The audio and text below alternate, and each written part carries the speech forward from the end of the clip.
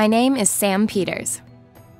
I'm comprehensively great-looking, a natural blonde, and a highly intelligent one. I'm extremely tough, an exceptional journalist, and I hate modesty.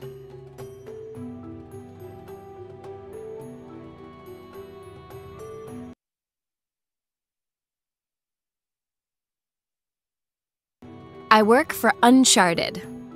It's basically Playboy for scientists. Fewer naked women, fewer cars, more text. We report on excavations in, and expeditions to, the remotest corners of the world. The pay is, to be exact, pretty miserable. But you get adventure on tap, and that's the best bonus you could ask for.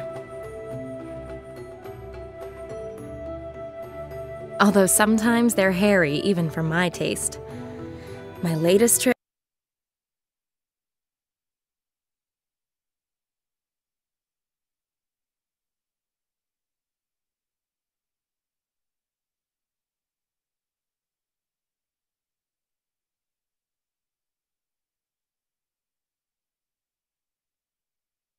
took me to Indonesia, where local archaeologists had discovered an ancient temple complex in the jungle.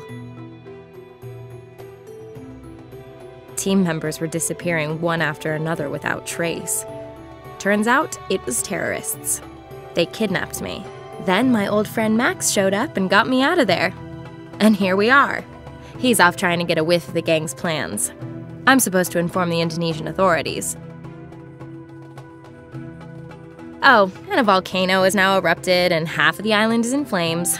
I have no idea where Max is now, and I'm not going looking for him in this inferno.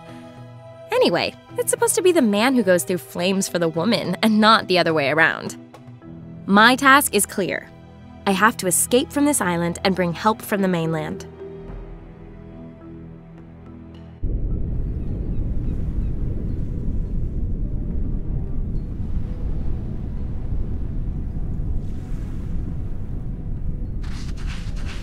Done it. Now let's hightail it out of here. Crap. This inflatable dinghy is missing some, inflation. Reminds me of my last relationship. So how am I supposed to get to the mainland now?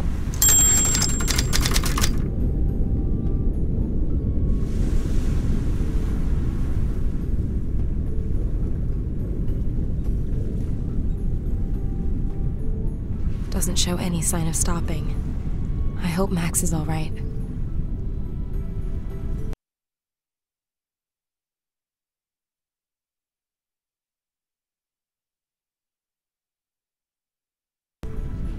What the hell is Max stashed in this box?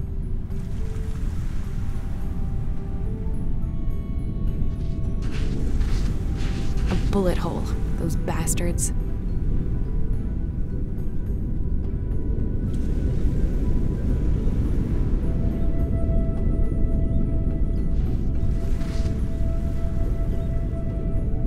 Locked. Maybe I can get it open some other way. My goodness. Max and his weakness for fancy locking mechanisms.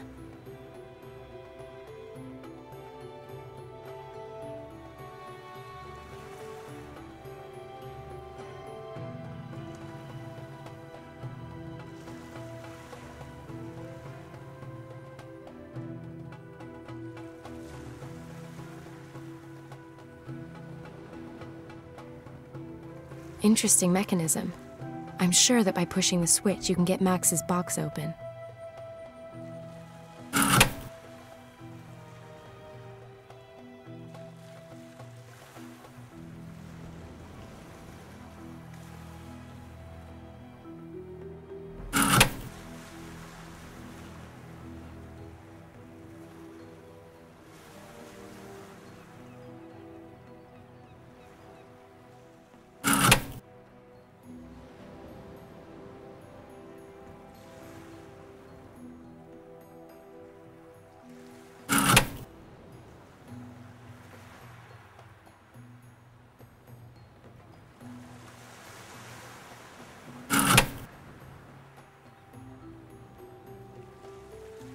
What's that any good for?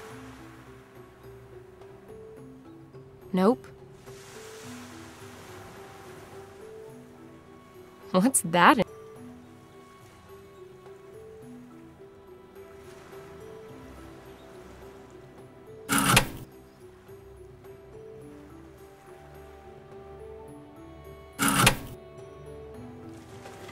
I hope all the trouble's been worth it.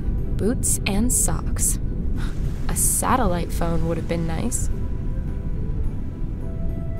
Fresh socks are essential equipment on a long expedition.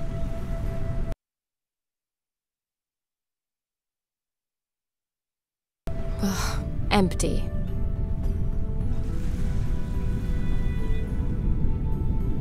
Fresh rubber boots may be practical, but comfy and stylish? Never.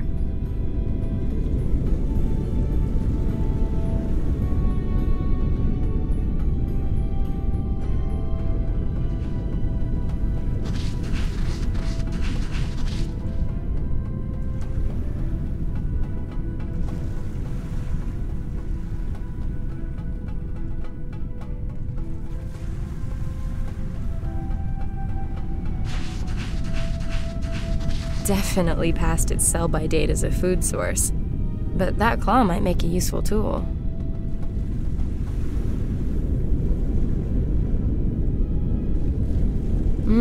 Delicious.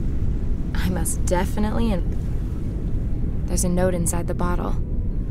Unfortunately, I can't open the top.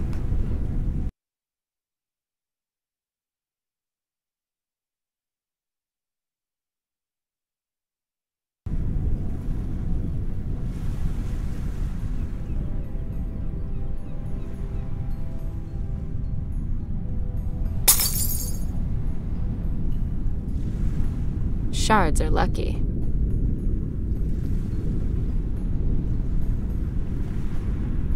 I can't translate this.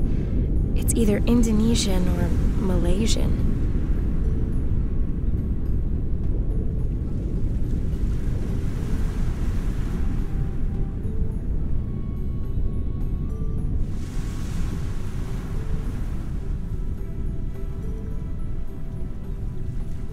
They're too big for me anyway. I'll cut a piece of rubber out.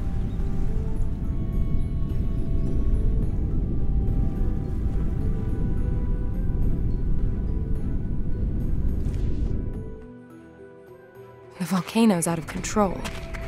Whatever it is I'm doing here, let's do it fast.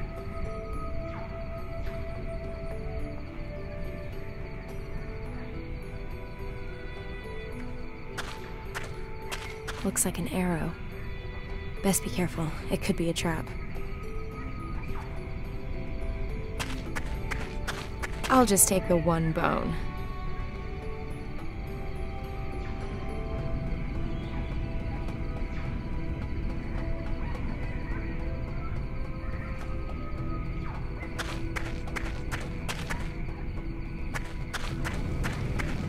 The heat's so intense, this bush has caught fire.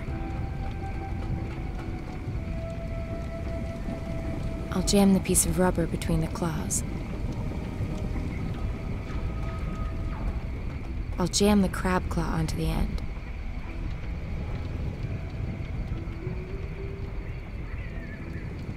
Like roasting marshmallows, you have to know when enough's enough. Melted enough?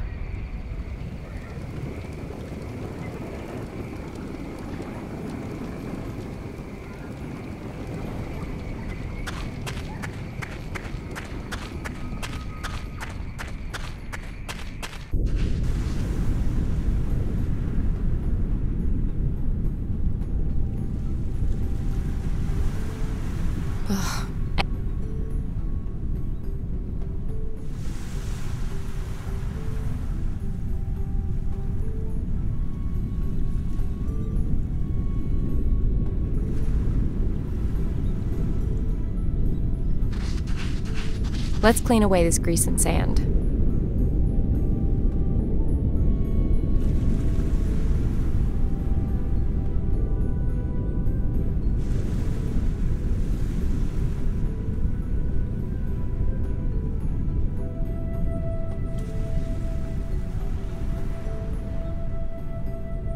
perfect.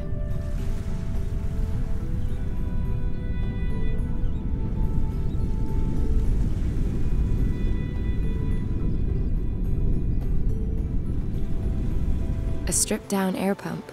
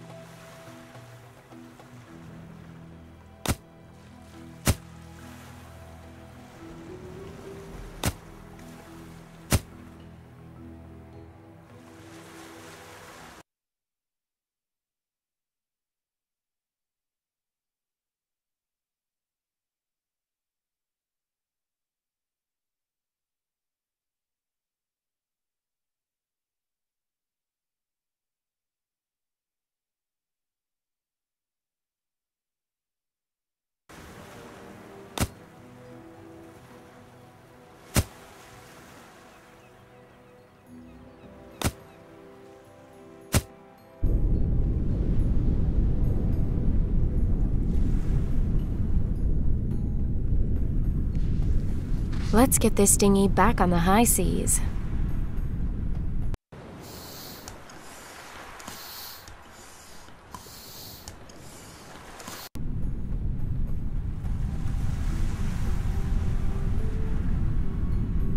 Now I can get out of here at last. I haven't phoned in for days. My editor will be going loopy.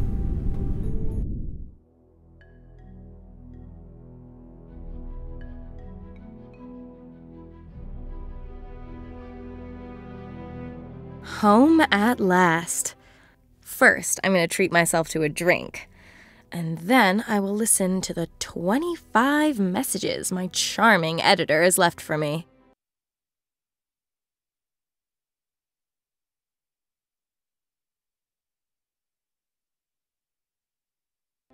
He sounds a bit miffed because I've only just got back from Indonesia.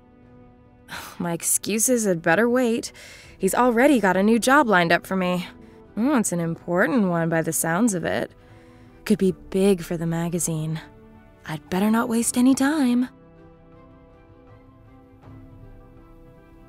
Sure, a girl like me can find a new job really fast, but it still sounds like hassle I don't need. I'd best take the next flight to Berlin. I need to meet up with a Professor Hartman. He heads up a research group at Humboldt University, and our magazine is one of the sponsors of his Africa expedition. It seems that our professor is hot on the trail of some scientific sensation out there. How often have I heard that shit? The sensation is usually some frothy bullshit that we can't even use to fill the summer news gap. Anyway, I'm clinging on to this job, which means I'm headed out to Africa with the professor at the next opportunity. I don't know exactly where we're going, so anything could be in store. And that is exactly what I love about this damn job.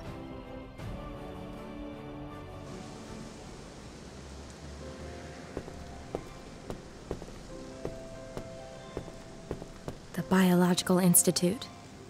This is where I'm supposed to meet Professor Hartman. The gate's locked.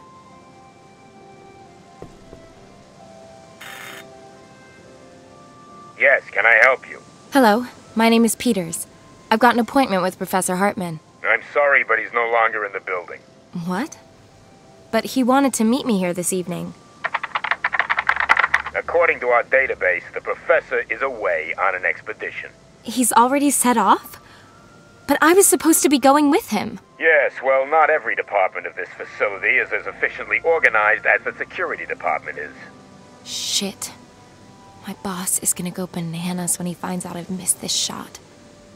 What am I supposed to do now? Can you hear me? Yes.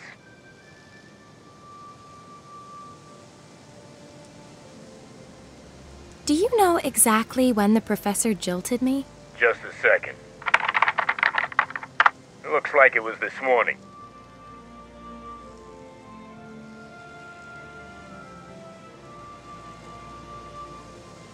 Do you know where the professor was headed? No, but you could ask his secretary. Great. Where is she? Frau Mueller has already left for the weekend. She'll be back Monday morning. Have you got her home number? We do. But I couldn't possibly give out private staff details to members of the public. Be patient and come back Monday. Patience is definitely not an option. No professor, no story. I need to find him as fast as I can. If I only knew where he was headed. Now I'm really in a jam. Could you perhaps pop along to Professor Hartman's office and see if he's left a note for me? If he had left you a note, then it would be here at reception, I'm sure. Does Professor Hartman have a cell number by any chance? Doesn't look like it. We only have his office number here. Could you perhaps imagine letting me into his office for just a mo? If you'd like to know precisely, no, not in my wildest dreams.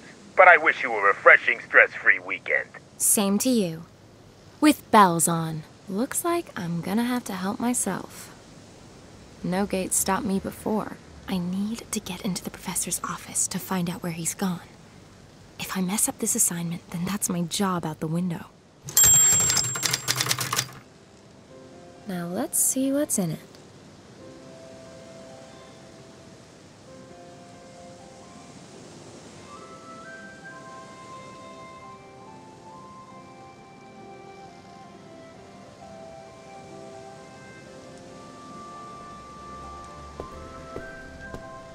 There's a notice from garbage collection stuck on the letterbox. According to this, the BSR collects the waste paper first. Then another truck comes for the bio-waste. The bulky stuff goes tomorrow.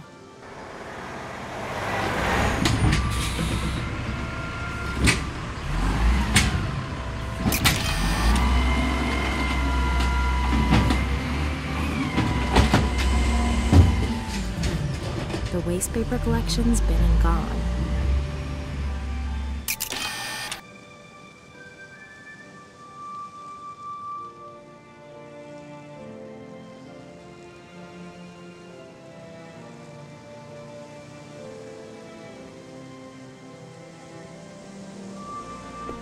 Well, okay, but just this once. Where's it supposed to go?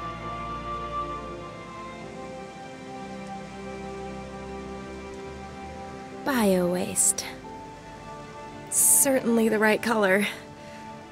Wow, that stinks. The waste paper's empty.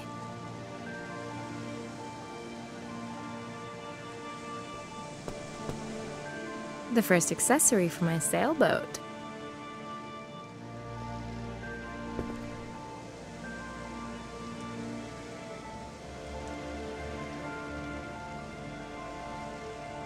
Unfortunately, not all of the walls in Berlin got ripped down. If I throw the carpet over the metal spikes, I can climb over the wall unscathed, but I'd end up in full view of the security camera. It's not gonna work as is.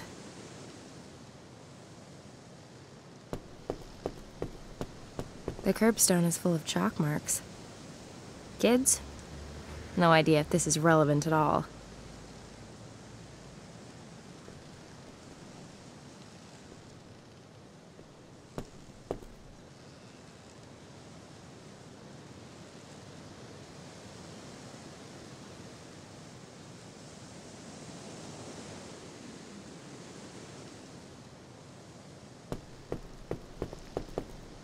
Well, okay, but just this once. Where's it supposed to go? Sounds like a good plan.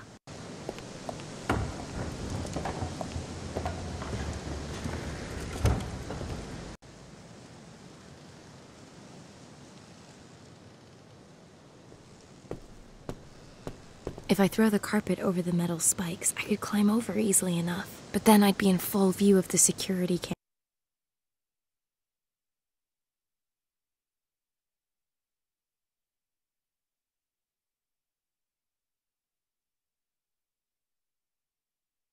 And the doorman would spot me. I need to find a better way.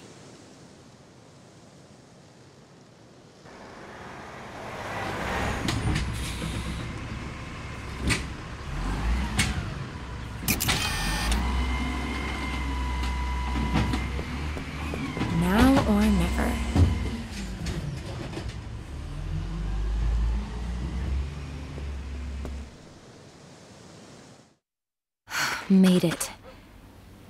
Now I somehow have to get into the Institute and find Professor Hartman's office.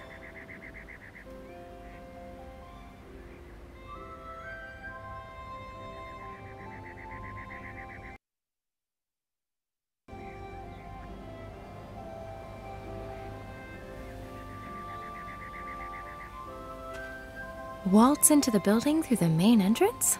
The doorman would chuck me straight out. There's gotta be some more subtle way in there.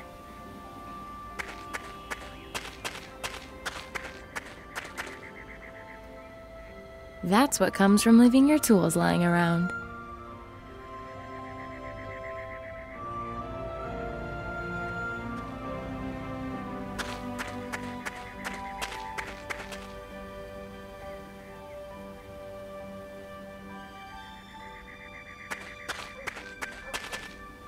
Damn, the clamp is solid. I can't get the hose off.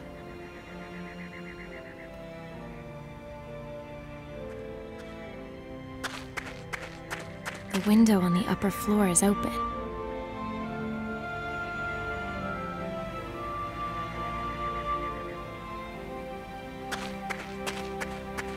The perfect entry assistance.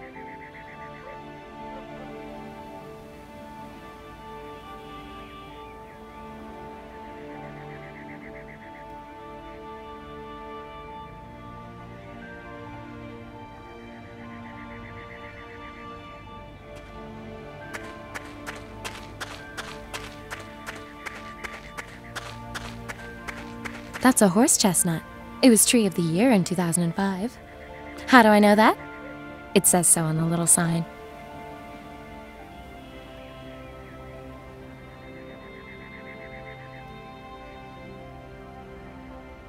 The coin's a bit too thick to fit the screws.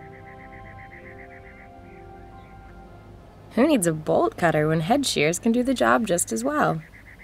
I've cut through the chains. I'll push the rake through the rungs of both of the ladder's legs.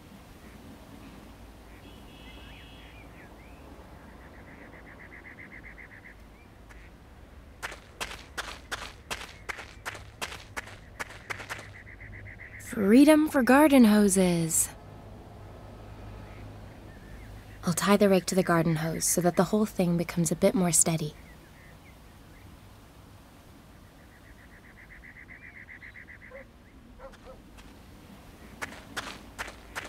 That is a sturdy ladder. Well done, Sam. Climbing through windows. A real cat burglar, me. And look, the coast is clear.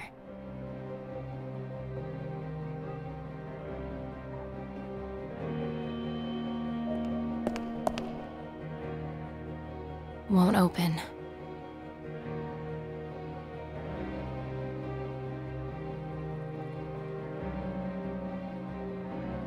This old trick might actually work.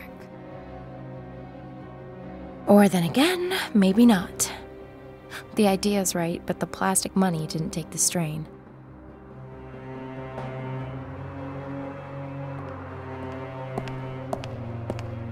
You only live once. I'll take a bag of crackers.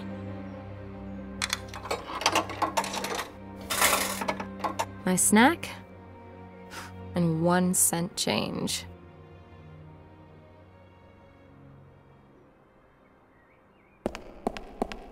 Not Professor Hartman's office.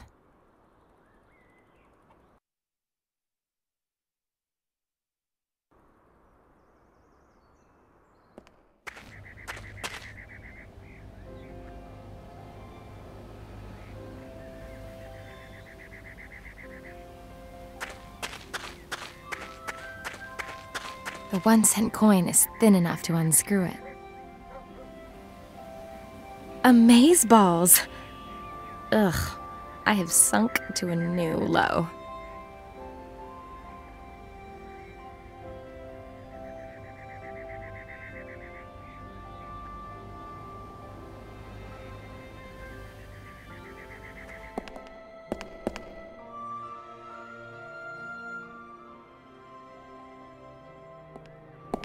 That'll work.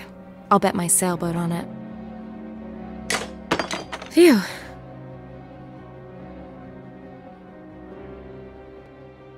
Okay, Sam. Find the damn info on where our perfidious professor's gone off to. And then maybe, just maybe, you'll get your story, a pay rise, and that nice little sailboat you're dreaming of.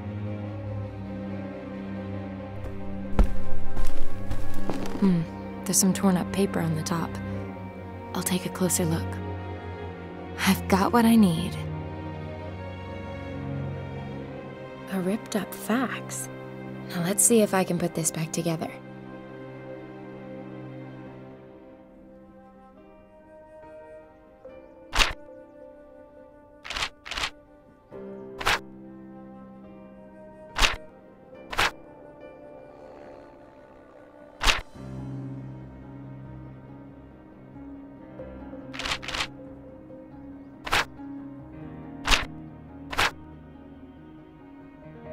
That has to be the upper left corner of the document.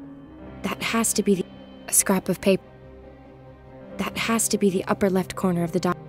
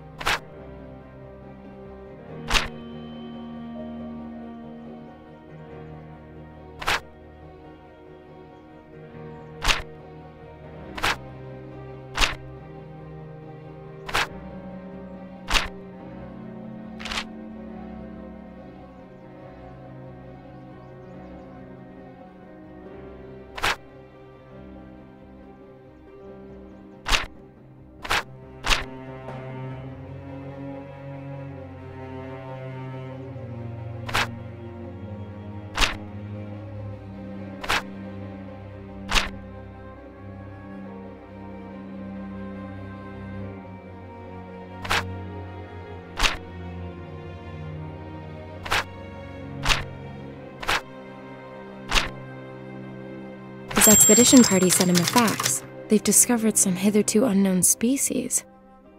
Great, but where, for heaven's sake? Unfortunately, there's only a code here. GHN 7531. But maybe that'll help me further.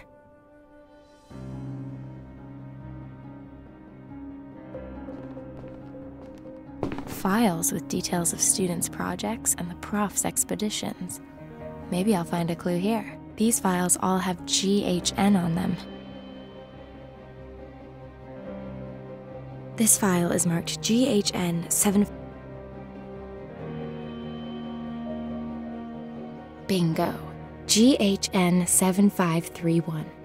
The expedition has gone to Ghana, to Lake Bosomtwi. So what the hell are they looking for there?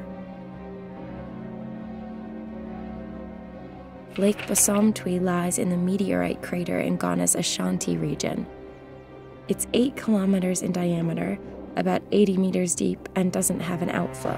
The ecosystem and the lake are endemic, meaning there are lots of plant and animal varieties that are unique to that location. The priority is investigating the effects on the ecosystem of a massive meteorite strike. What's that on the facts?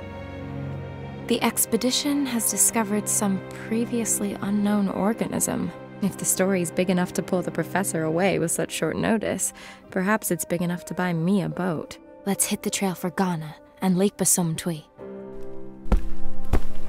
The flight to Accra via Amsterdam was pretty fuss-free, but the in-flight food was crappy, as expected. I was able to revive myself with some traditional fufu and a few Gordon Sparks in a chop shop before a bush pilot flew me into an airfield by Lake Basumtwi. With a bit of luck, I'll be at the base camp in a few hours.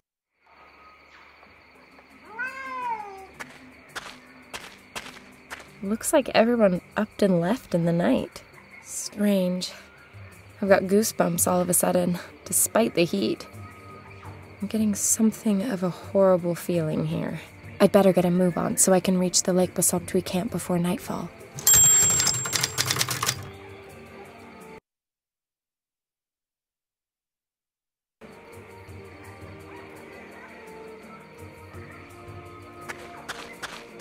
Well, okay, I'll take it with me.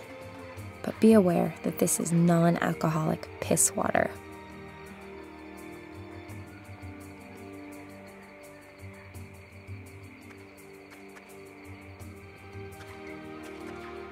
Now then, any juice left in these at all?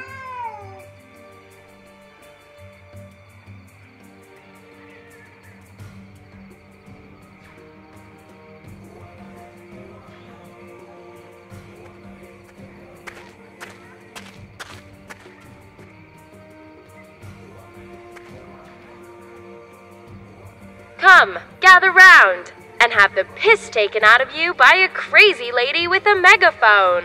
Ooh, I like it.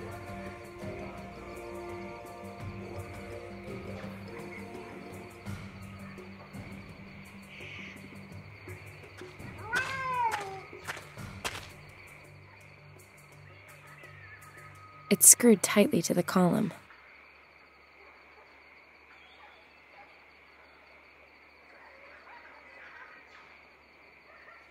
The pocket knife only has this one blade, but it's extremely versatile. I can unscrew screws with it, for example.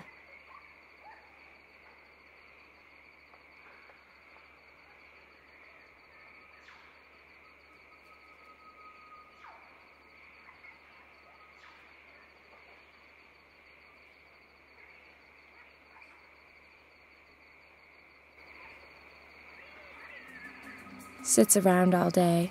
Probably shows up for food and fondling. Men. Just two admittedly unfortunate words. Cat allergy.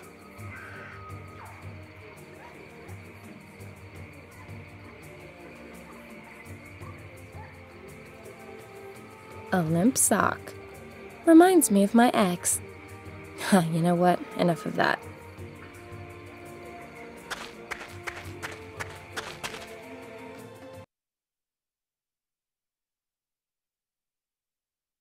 Okay, I've caressed the screws.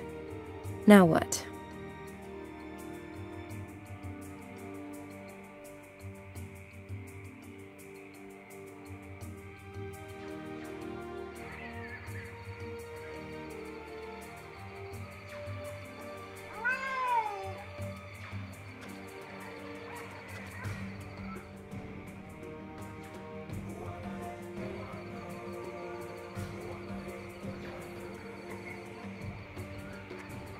The camp lies northeast from here. That's where we want to be headed.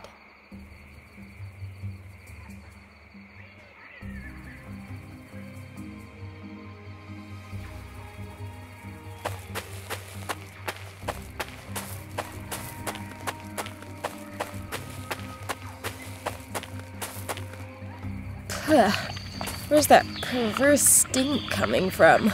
Oh, right. Pumbaa. They may be cute in cartoon form, but in the real world, those warthog tusks should not be underestimated.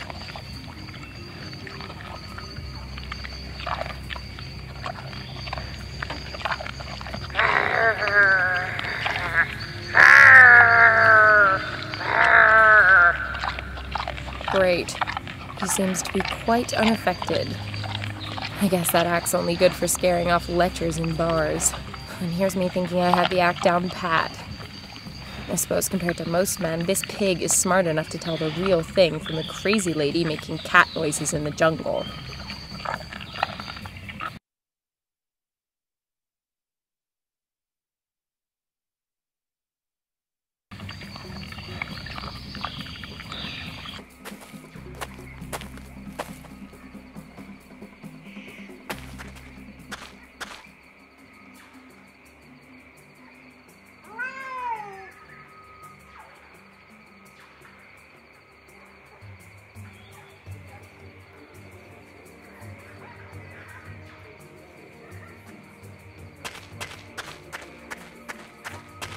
Hello, Mr. Kitty. How about an interview? Thank you for the profound discussion.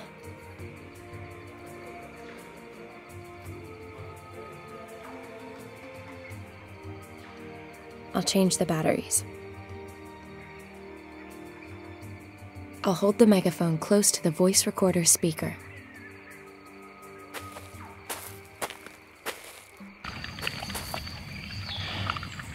Perhaps the pig's got a cat allergy as well. Whoa. Success.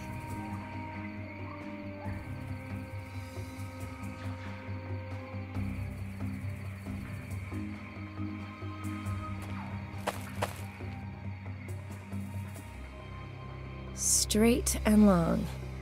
Could be useful. Ants. I must have scared him up.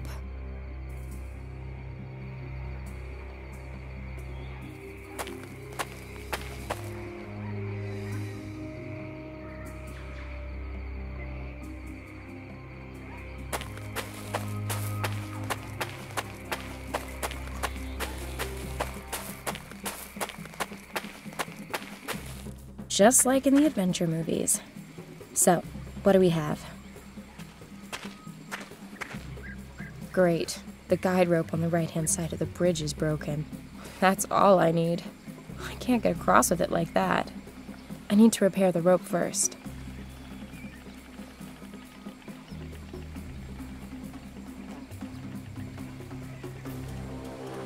I'll pull out a thread.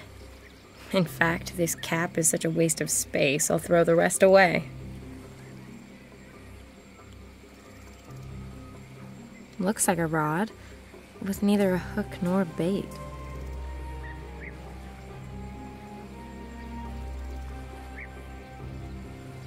One long hook thing coming right up.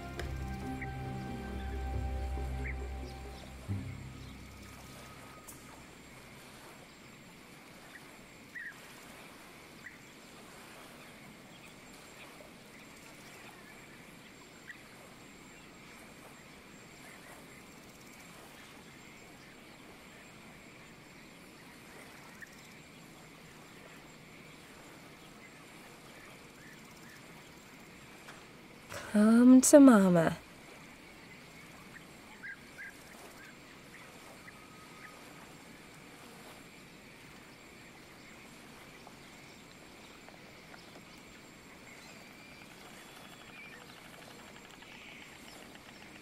Well, what have we got here then?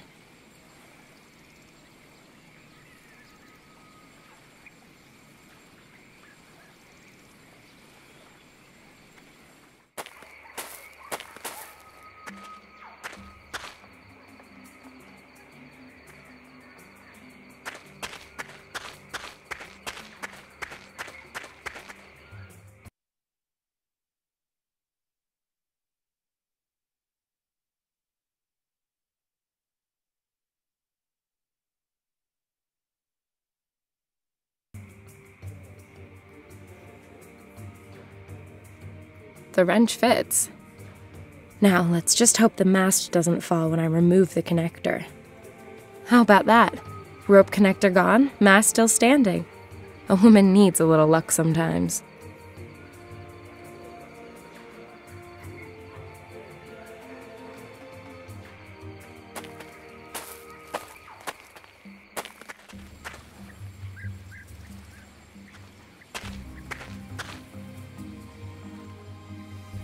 A prime example of a professional bodge job. Let's see. This can't be all that difficult.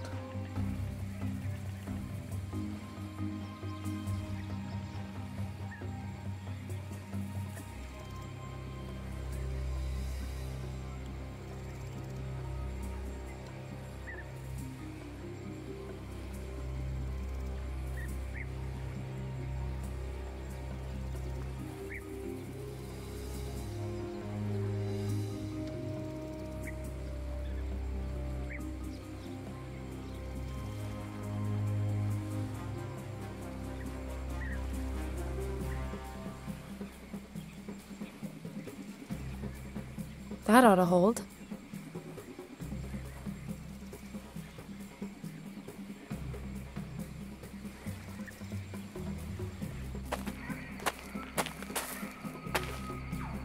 Whoa, what a mess. Who did this? Hello? Professor Hartman? Strange. No one here. What the hell happened? I ought to take a look around.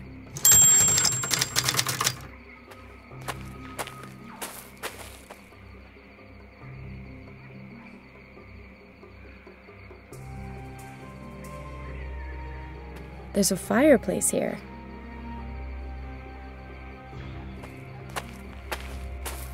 Trespassing here is not prohibited, just impossible.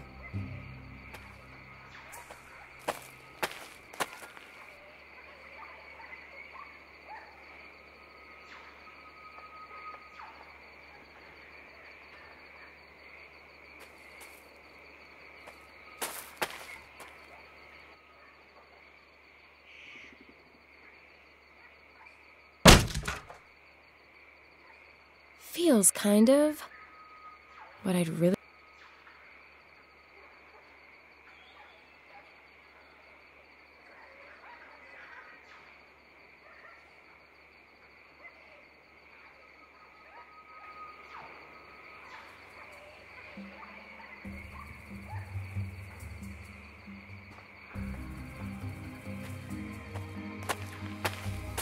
The crank is missing.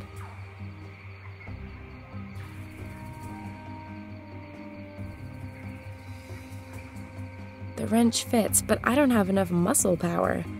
The winch isn't moving an inch.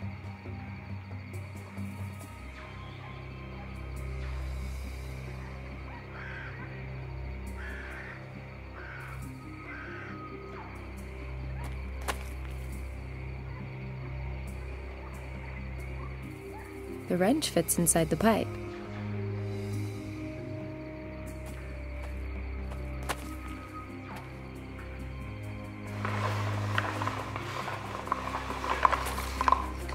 The laws of leverage are your friends.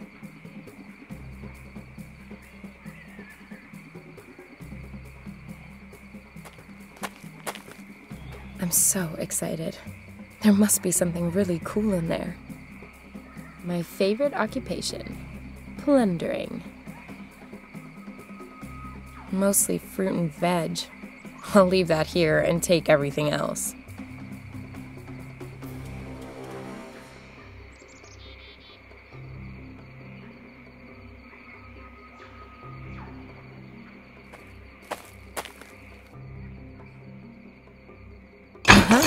It fits.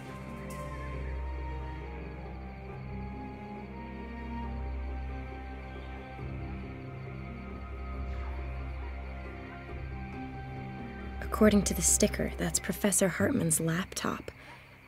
Sadly, though, the battery's flat.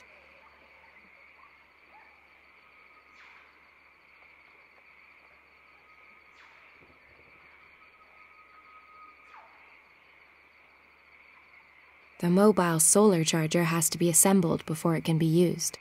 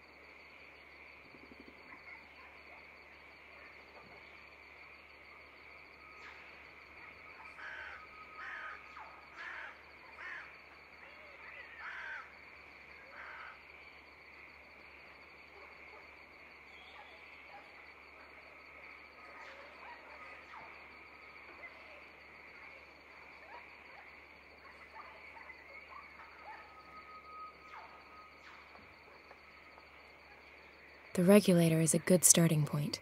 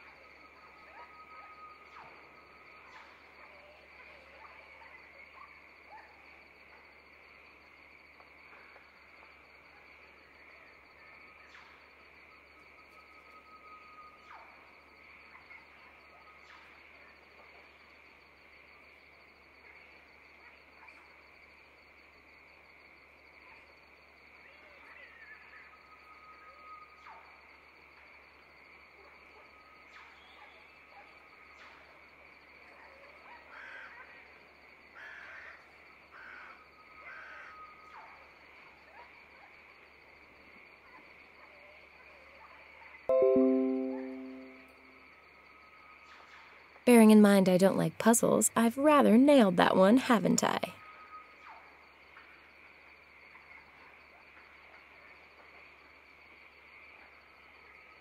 I'll connect the solar charger to the laptop.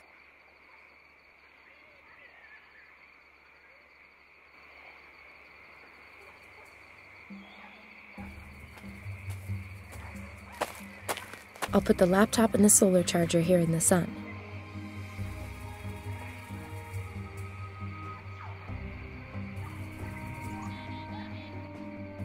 Ugh, the laptop's protected by a code.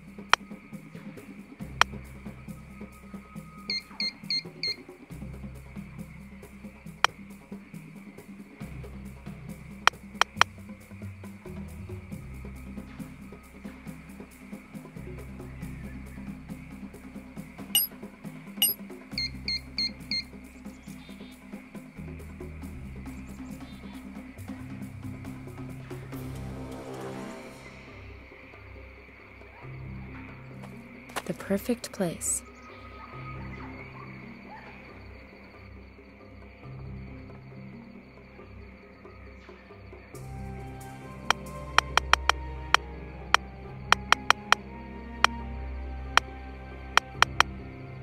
It's stuck pretty.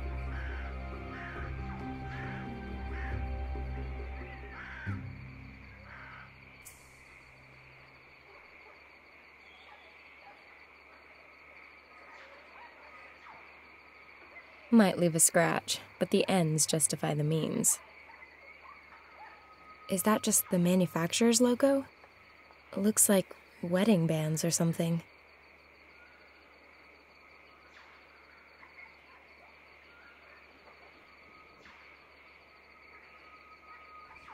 The professor received this letter from his wife on their wedding anniversary. Turns out married, middle-aged people have very little of interest to say to one another.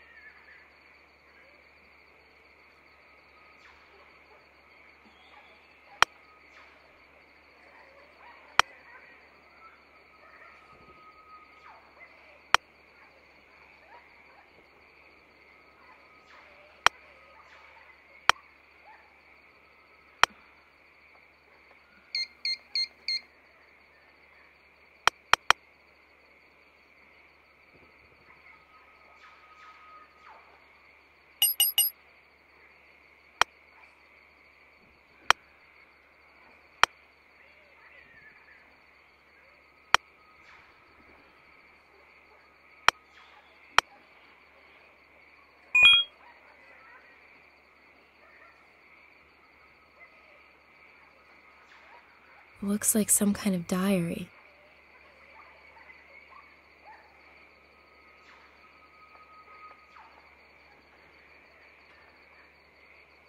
Sounds promising. Viruses that are responsible for evolutionary leaps? That story would be an absolute scoop. Now, is there any truth to these ghost stories? Shit. Looks like it's quite possible they're close by here. I need to be careful. At least I now know where I can find the professor. Only now all that's missing is any clue to where this Christian mission is.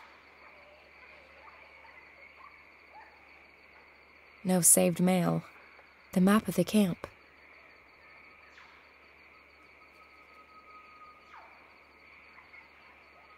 A map of the region to the south of the Basumtwi. Aha!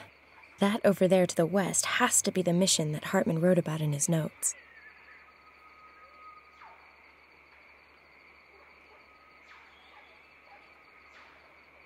No forecast without the internet.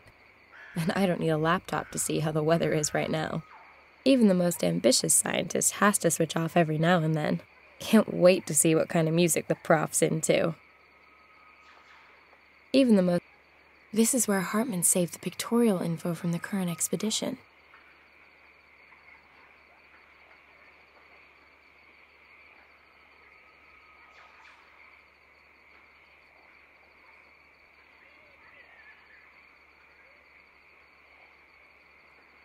It doesn't make sense to set off for the mission now. I don't want to be wandering about in the jungle after dark. I'll spend the night here in the camp. Chasing after our scientists will have to wait until tomorrow. I'll set up the motion sensors and build a nice big fire to keep the beasties at bay.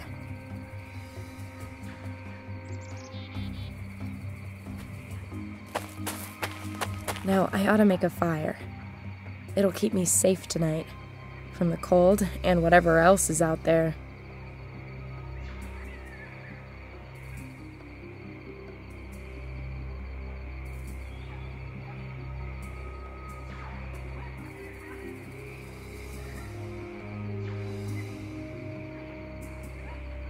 Let's get cozy.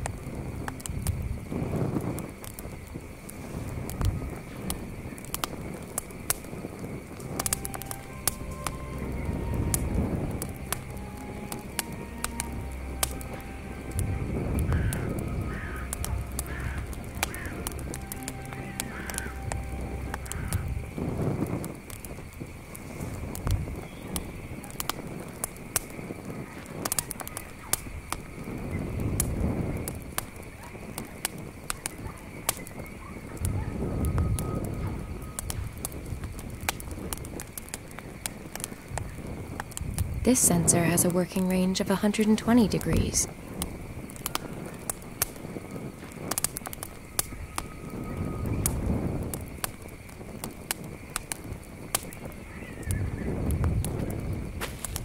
I'm thinking that the sensor belongs on top of the stand.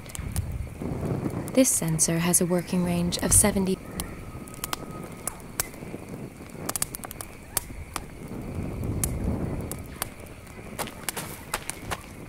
This sensor.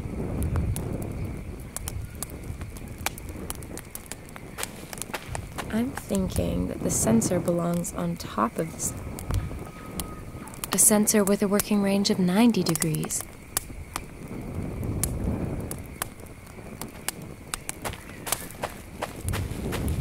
I'll try it with another sensor.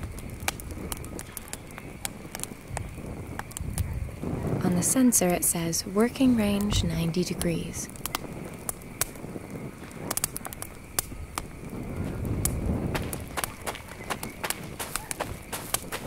I'm thinking that the sensor belongs on top of the stand. The working range of this.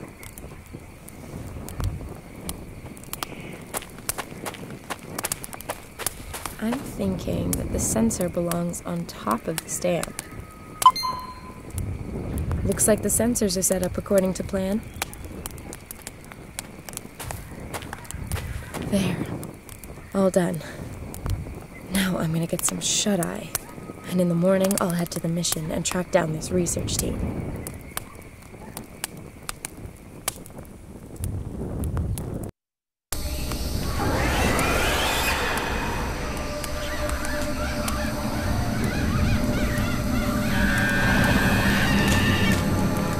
What are they? Animals? Nasty. I need to scare them off somehow.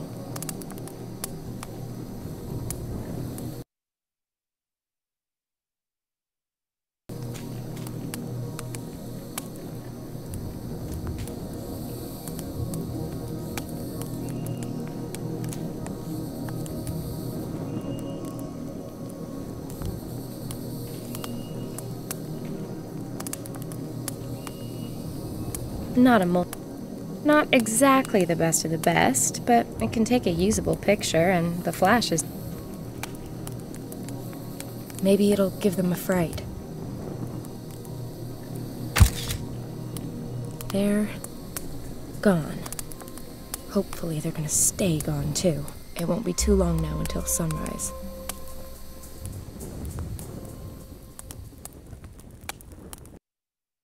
What a night.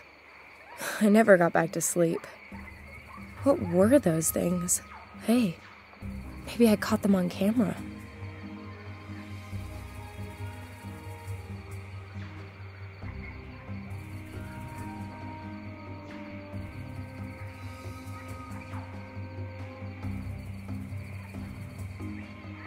What the? In all the horror movies I've ever watched, I've never seen anything like this.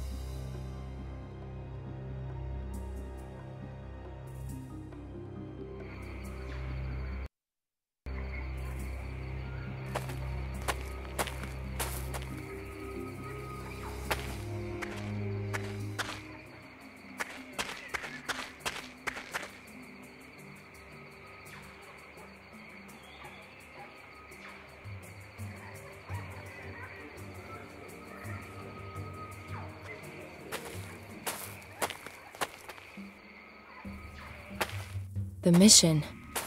At last.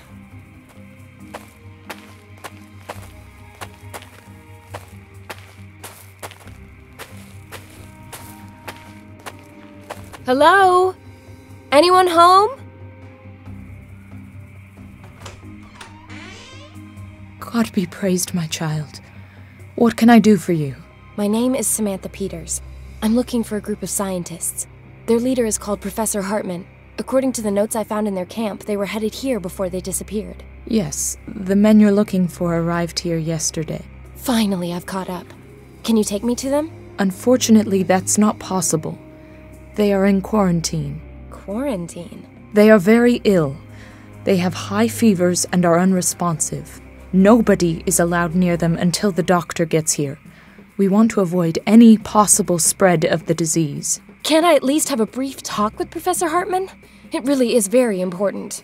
The professor isn't here. Not here? Where is he? If I've understood the men correctly, they were attacked at night and the professor was taken away. Damn it! Do you know who attacked them? You have to go now, my child. It is not safe here when the darkness falls. What aren't you telling me? What is it that you're so afraid of? I'm not going anywhere until you tell me what's going on here. Child, I just want to protect you. If I let you in, you could become infected. And outside, you are not safe from the... Yes, not safe from what? In the scientist's notes, it says that one of them was attacked by some animal species he didn't recognize before he became ill. That was no animal. Well, what was it then? For Christ's sakes! Oh, forgive me. Our Father, who art in heaven. Listen, sister. You will now talk, or else I will break the fifth commandment. Who ambushed the scientists and dragged off the professor? They come from above. The trees. Locals? Rebels? Hunters? No, not humans. Well, what then? Not animals? Not humans? Aliens, perhaps? The Asambosam. Asambosam? Never heard of him. Ancient Ashanti legends tell of strange nighttime beings that lurk in wait for their victims among the boughs of the trees. They pluck unfortunate souls from the ground using their long, sharp claws and then drag them off to their caves where they then suck the blood from their victims' bodies. So what does your boss have to say about your believing in such blasphemous scare stories? Scare stories? When you have lived among the Ashanti as long as I have, there's very little that appears unbelievable. Let's reel this conversation back in from the nether regions of God's asshole and stick to the facts. I shot this photo last night. This little freak was one of a whole group sitting in the trees above me. Might this be one of your Asambosam? Holy Maria, Mother of God, you can count your blessings that you are still alive, my child. So these freaks really have schlepped off the professor, then? Suppose it's true. Where would the Asambosam take their victims? Into their caves. I got that bit. Where are they exactly? My child, you really don't want to go there. Yes, I do. There's one hell of a real scoop of a story there for sure. And I just might be able to save the professor while I'm at it. That is, as long as these things haven't sucked him dry already. Then I really won't be able to stop you, my child. Wait here a moment.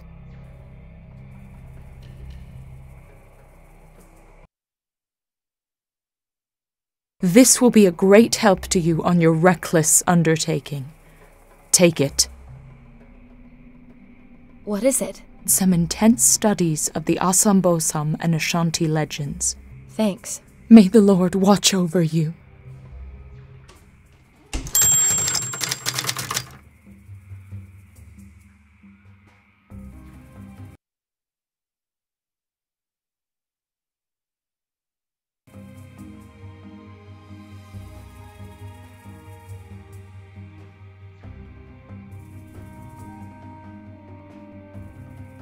This is where the notes begin.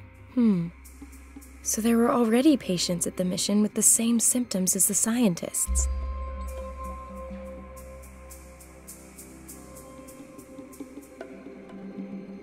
So were these men under attack from the same creatures?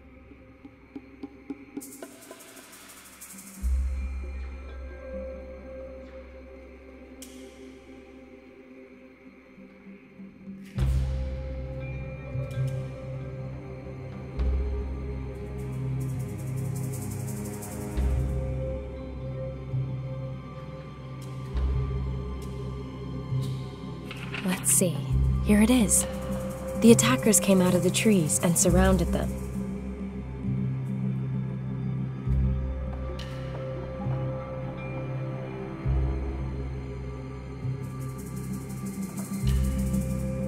Interesting. There had also been similar cases in the past.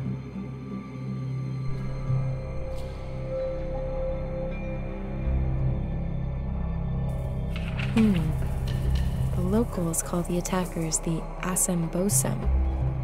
They're also supposed to be responsible for transmitting a virus. The old Ashanti shamans were able to control these mysterious beings and could protect themselves from the disease. The priest found himself in great danger on his quest for the antidote. The Asambosum exist. Now it's gonna get interesting. Ugh, such a lot of text. The priest stumbled across one of these Asambosum and followed him to a cave. The translation of the inscriptions at the cave entrance brought something astonishing to light. It detailed a description of a ritual which could protect against catching the Asambosum disease, and which could also cure it. They carried out the ritual, and despite no ready explanations for how, it worked. These experiences really rocked Father Samuel's concept of the world. This is where it lists what you need for the ritual and how to carry it out. Wow, it's incredible. I suppose I have to accustom myself to the notion that the Asambosum may not be pure fiction. The priest's very convincing. Unfortunately, he took his knowledge of the route to the cave to the grave with him. At least I now know how I can protect myself from the Asambosum disease. When I find out where they're hiding, I still might be able to rescue the professor. Oh, a loose page has fallen out. It's blank.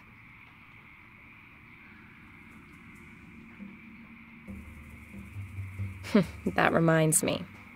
What's a blonde doing when she's staring at an empty sheet of paper? According to my last boyfriend, she's reading her rights. Har bloody har.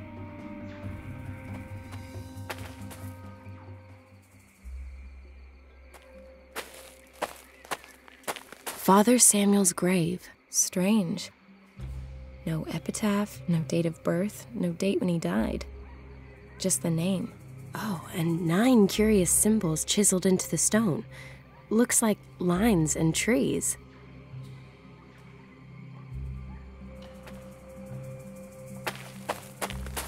Nothing good comes from interacting with gravestones.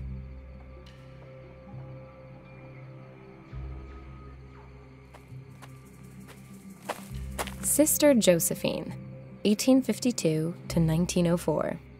Here rest her bones, and for the first time, alone. Cheeky.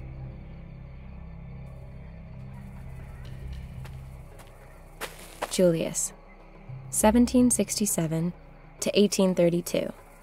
Here lie my mortal remains. I just wish they were yours. That's terrible.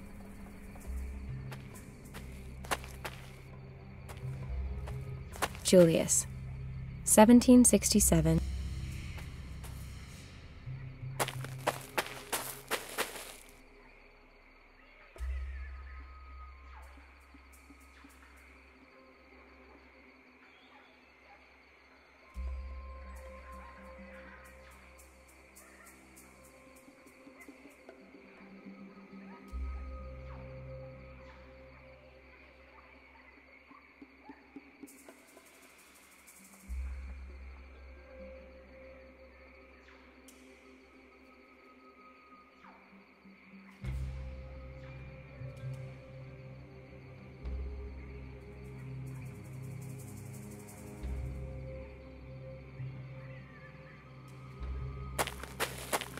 Nothing good comes from interacting with gravestones.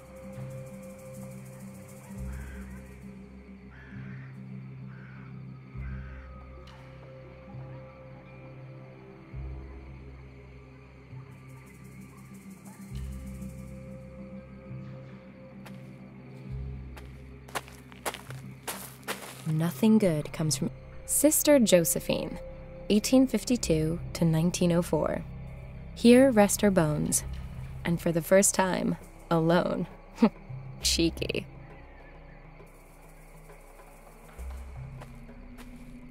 Julius, 1767 to 1832. Here lie my mortal remains. I just wish they were yours. That's terrible.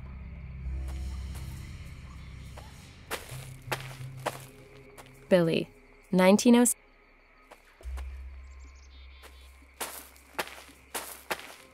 Father Samuel's grave. Strange. Oh, and 9 Great. That lets me transfer the symbols onto the paper. The pencils had it, but I've now got perfect copies of the 9 symbols on Father Samuel's gravestone.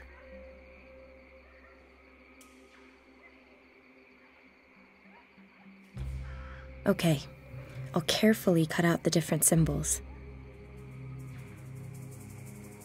I can't exactly say I'm crazy about puzzles.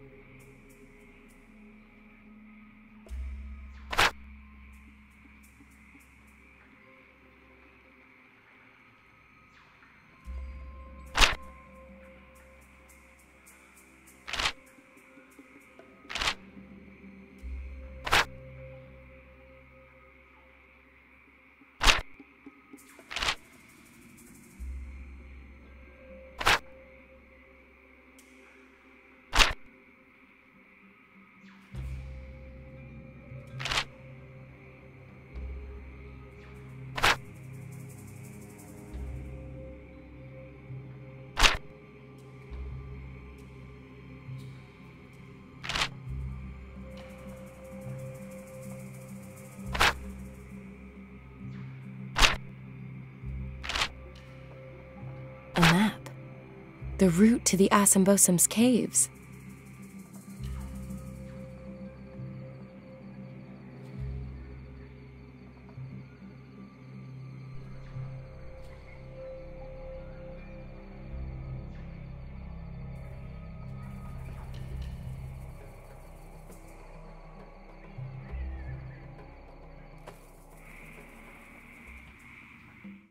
The Assambosum's caves must be near here. Hopefully the professor's doing all right.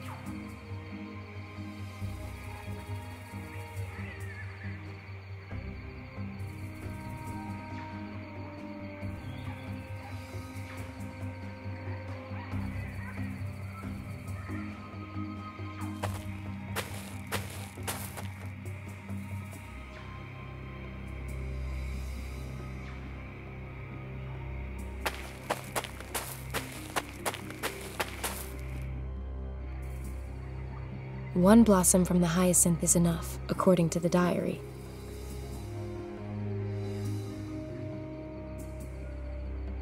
I ought to concentrate on the plants I need, as listed in the diary. That has to be rose herb. I need a stalk from it. Star lily. Very pretty. One blossom for my hair, one for the ritual, and one to stamp under my feet as an expression of rebellion. Looks like the Goethe plant. I'll pluck myself a blossom from it. A few stems of alyssum also need to go in the pot.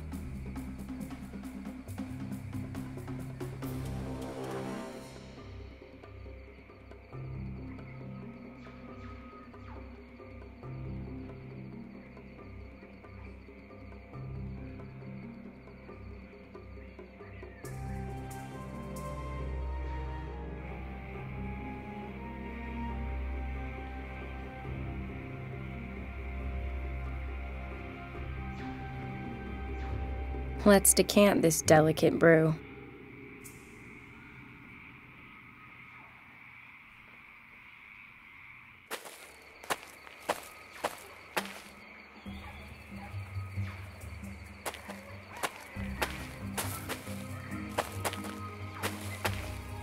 I'll light it again. Amazing how this wood has lasted.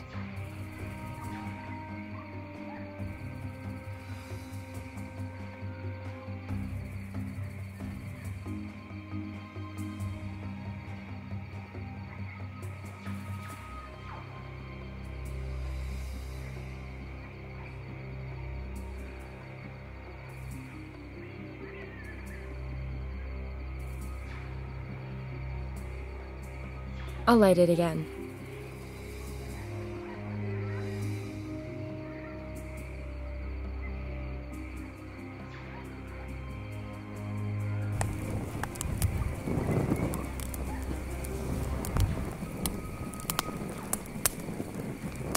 Home economics is for housewives.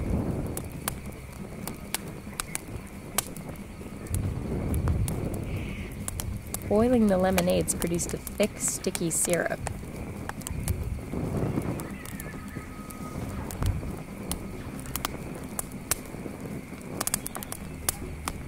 That should work.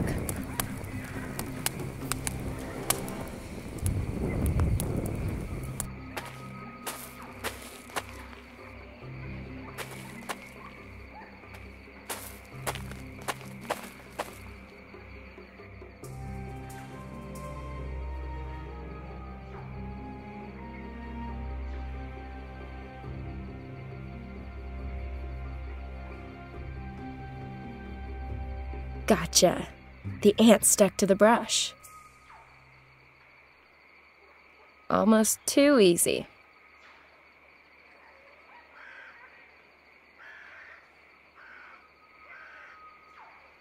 Gotcha.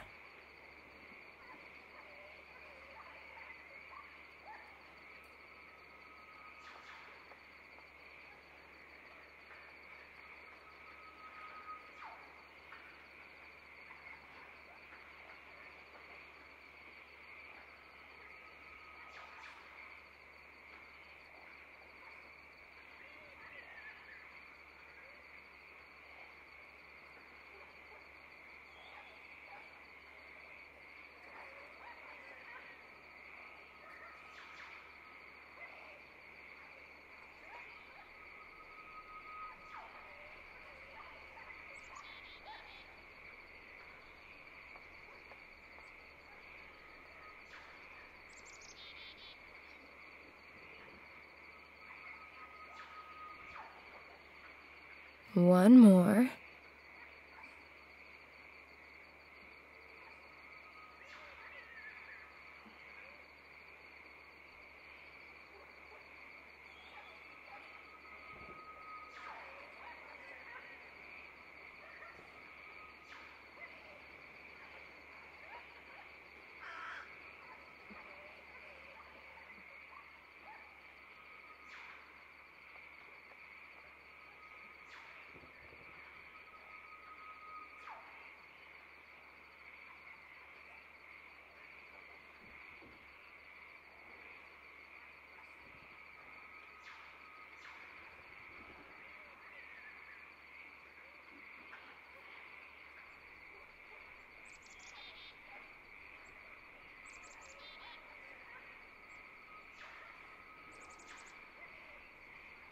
A respectable kill.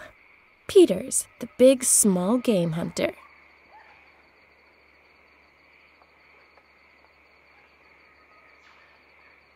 I'll check the first aid kit.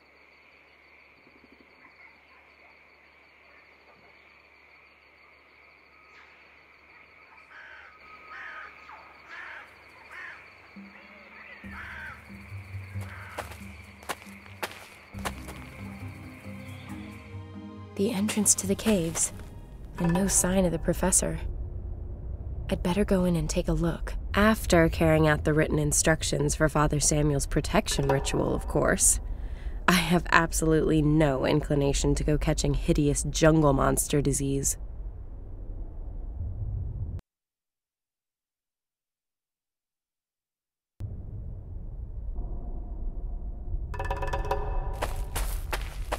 And in it goes.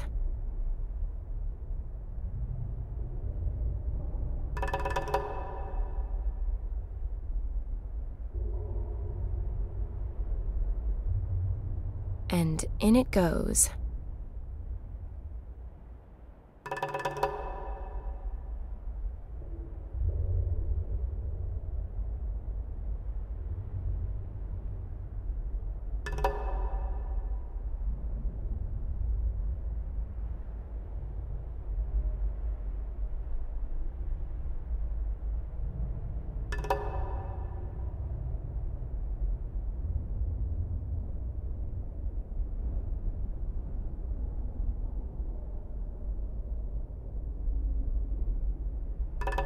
And in it goes.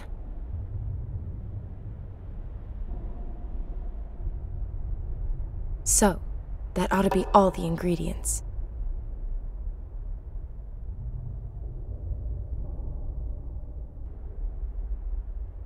Let's see what happens. Ugh, the way that stinks, just the smoke could keep pretty much anything away from me.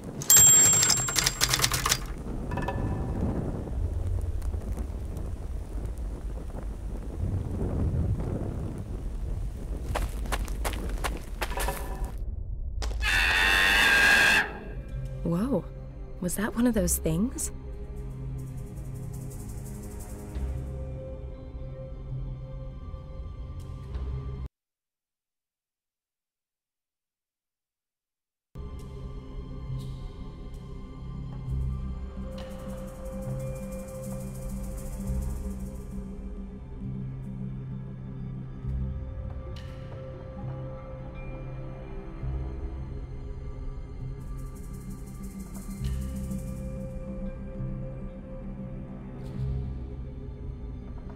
A mask with eyes, mouth, and some kind of war paint.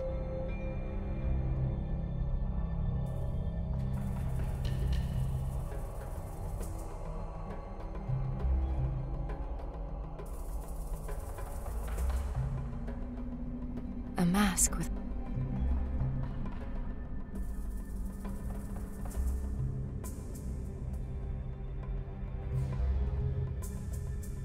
Not the slightest trace of Prof. Hartman. Only more passages that lead deeper into the caves.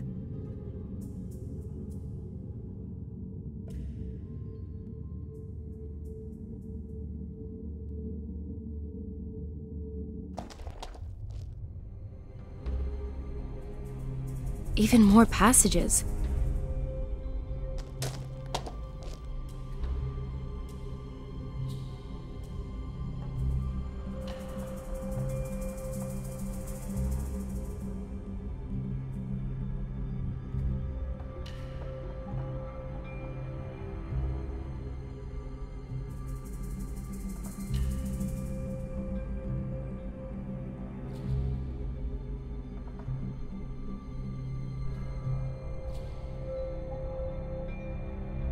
I've cleaned it out.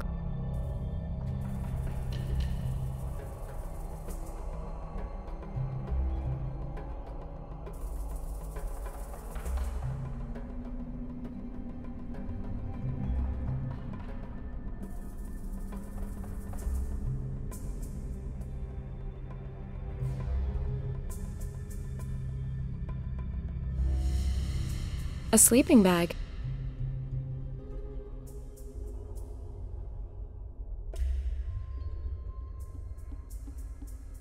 Spark.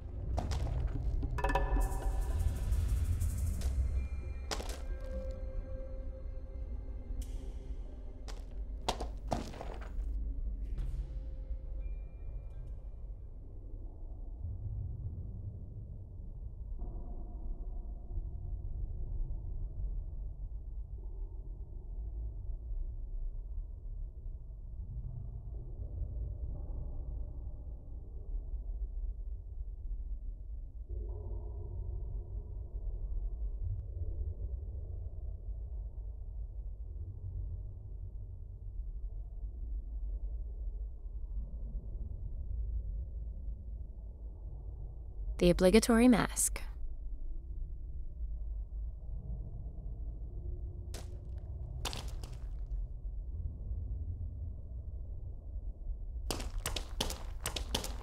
It's like some kind of graphic novel. The story begins with a man choosing children from a large group. They follow him into a cave, and the door closes after them. The children continue to live there while the man teaches them to fight. The man also gives them food, and so the children gradually grow into men. But what is that? The children seem to change on the way. Their arms become longer, and they get great big fangs like predatory animals. Pretty gruesome.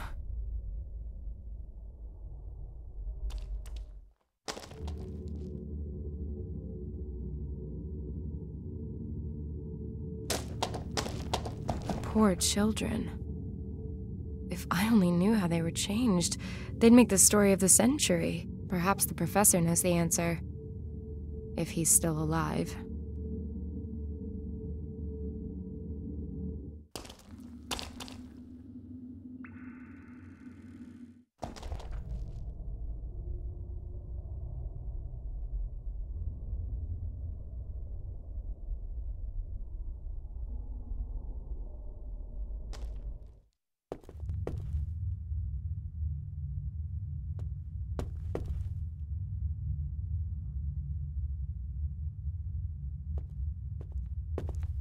The poor children.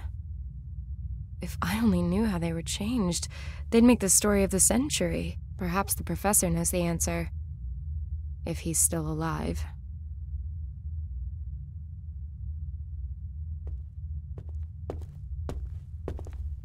Let's fuel this lamp and see what happens.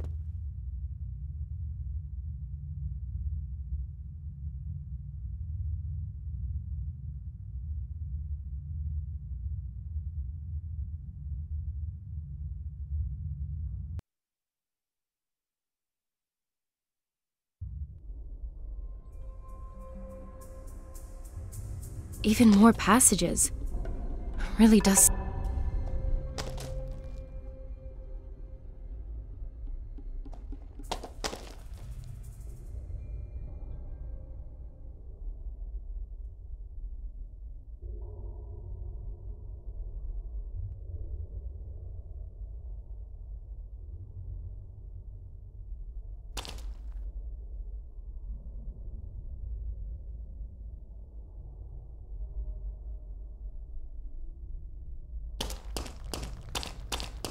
Let's fuel this lamp and see what happens.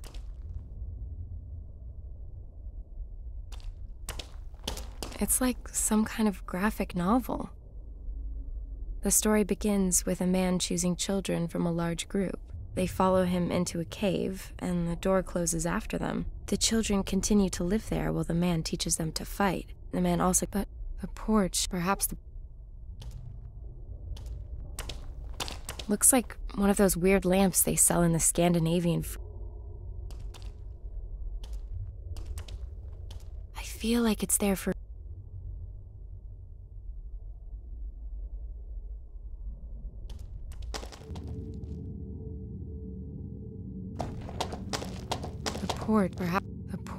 Perhaps the...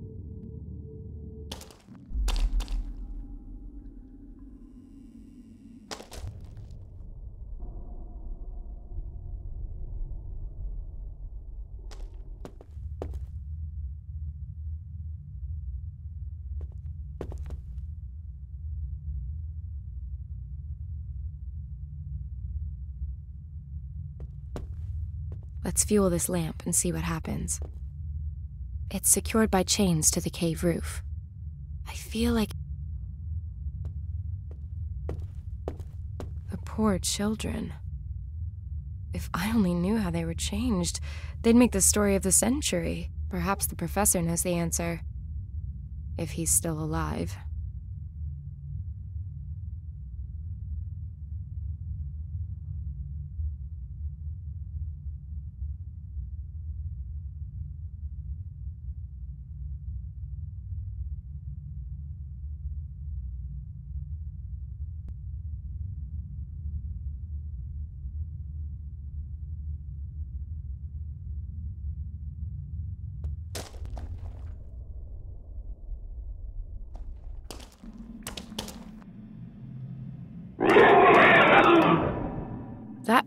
But was that an animal?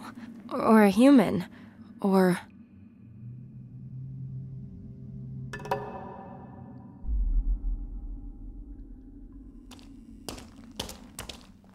The poor children. If I only knew how they were changed, they'd make the story of the century. Perhaps the professor knows the answer. If he's still alive.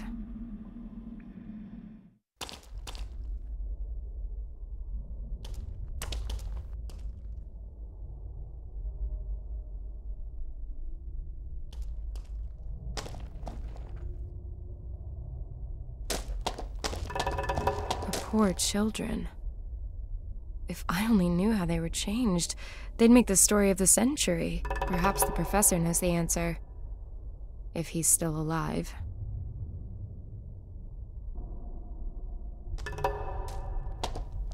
Let's fuel this lamp and see what happens. It's secured by chains to the cave roof.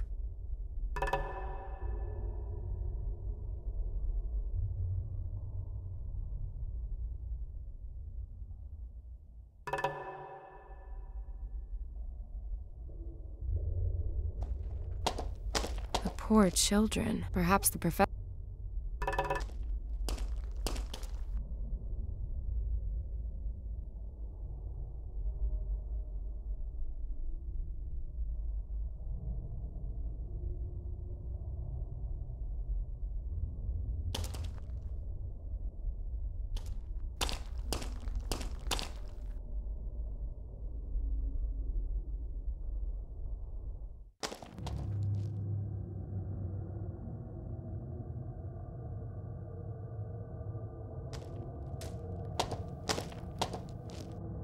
This mechanism with the 5 stone wheels would appear to open the door in this room.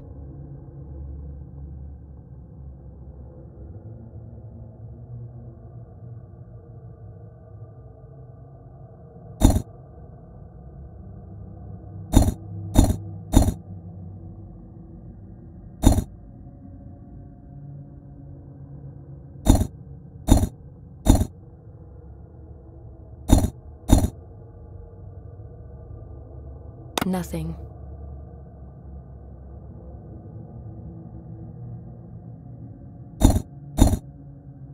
Nothing. Nothing.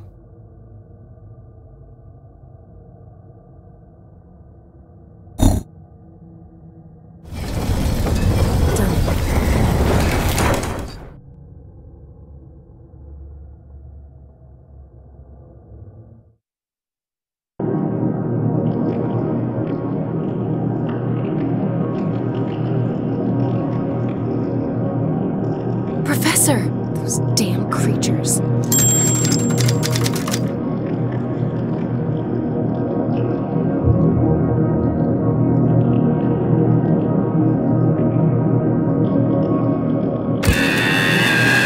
Things are getting tight here. The battery's almost empty. Herr Professor! Professor Hartman, can you hear me? He's obviously in some considerable pain. I'm not going to be able to move him until those wounds are patched up and he's feeling better.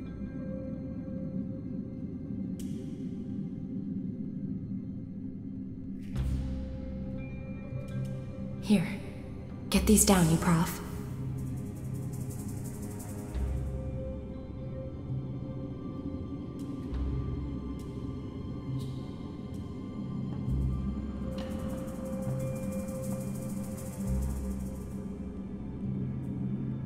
That should keep the blood off my clothes, and, broadly speaking, inside him.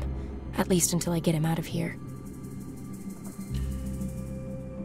That will have to do until we get back to the mission. Don't worry, Professor. I'll get us out of here.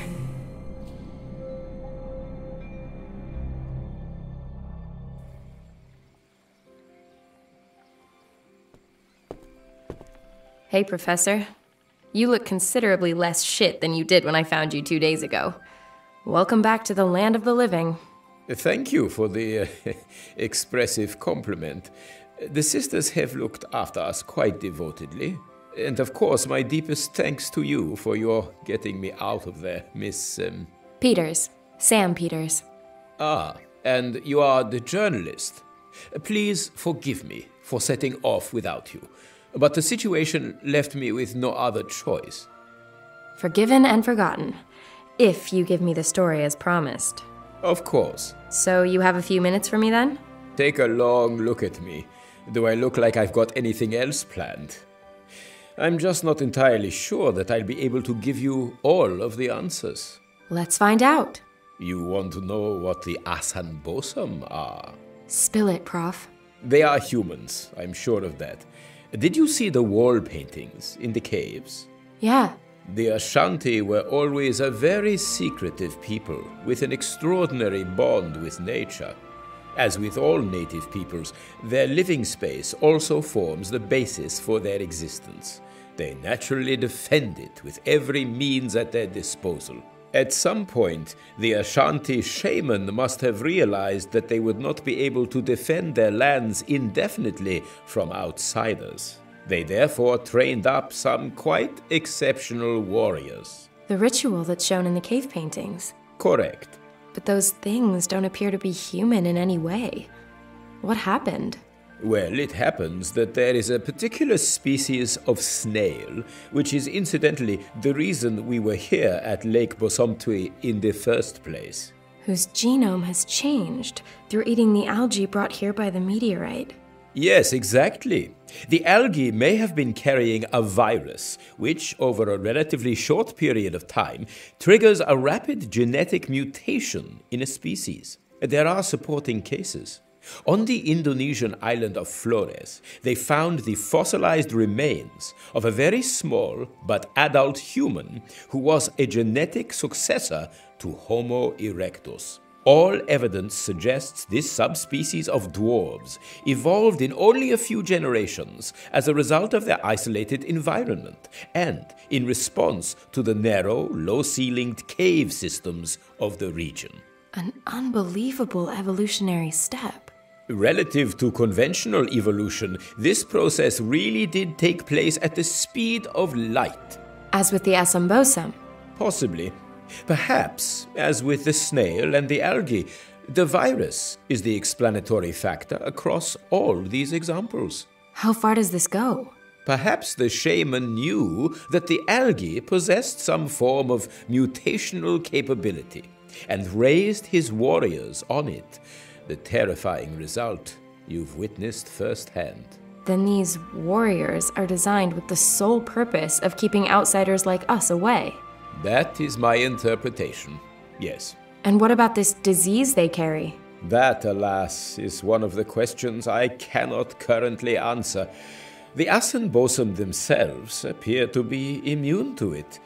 Perhaps it's a further defense mechanism. Do you think that they killed anyone? No, at least not directly. The evidence so far suggests they were designed to keep potential aggressors at bay, not to actively eliminate them. So what now? As snail research goes, Professor, this story is more sensational than most. That may well be the case. But? The shaman and the Ashanti have only been acting in the best interests of their people and in perceived self-defense. And that justifies their turning children into monsters? We don't have to approve morally. But does morality apply in the case of survival? Doesn't every nation do reprehensible things every day in the name of survival? Clearly, we are not the first Westerners to come here, and I doubt the intentions of all such visitors are as benign as our own. In this special case, I have to ask myself, even as a scientist, is knowing the answers more important than doing the right thing? Answers are what we're paid for. Then I hope never to see the day that we run out of questions. Do what you think is right. So, I have to make a decision. Should I go ahead and publish the story?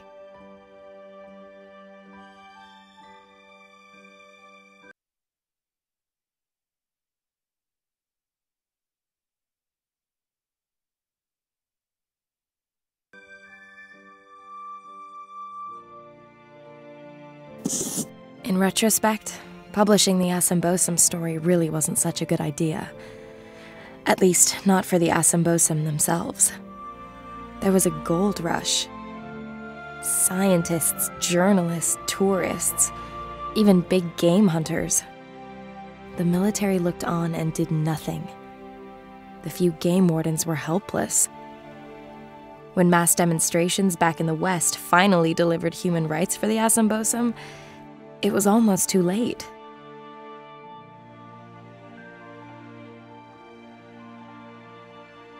But at least the last Assambosum had been freed from the clutches of unscrupulous zoo owners and show people.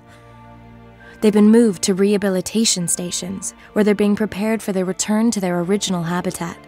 The Bosumtwi has been declared a World Heritage Site and Nature Reserve, monitored by an international protection force. Oh yes, and as for me, well, the story made me a small fortune, some amount of fame, and a not-so-small sailboat. In fact, a vast one. So, not such a bad ending after all.